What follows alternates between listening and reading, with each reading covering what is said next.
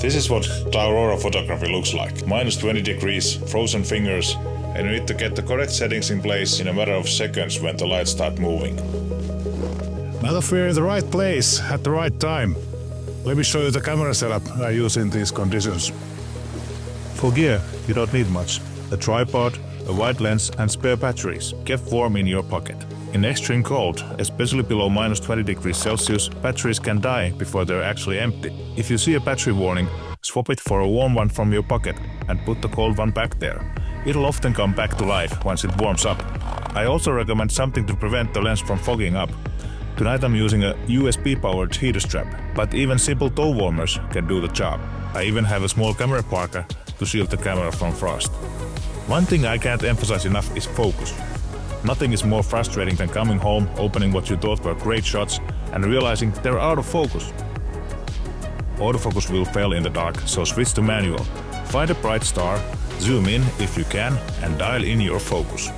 Now let me show you the settings I normally use. Manual mode, aperture wide open, ISO 3200 to 6400, shutter speed between 0.6 and 3.2 seconds. These are the settings I use the most. Here are a few examples with different settings. For fast-moving auroras, I use a shorter shutter, around 0.6 seconds. If the movement is lower, I extend the exposure to around 2.5 or 3.2 seconds. Faster shutter speeds freeze the structure and longer exposures blur that movement into softer green shapes. ISO depends on how bright the aurora is and whether there's moonlight lighting up the sky.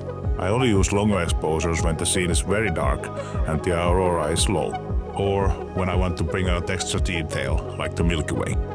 I should also mention, you don't need a professional camera. Modern phones can do this too. Turn on the night mode, hold still for a few seconds, and you might be surprised by the result.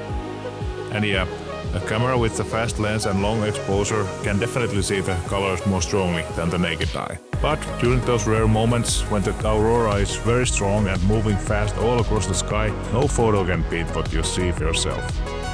Photos are great, but if you want to capture how the aurora really moves and make your life easier when choosing the best frames, you should be shooting a time-lapse. I'll show you how in the next episode.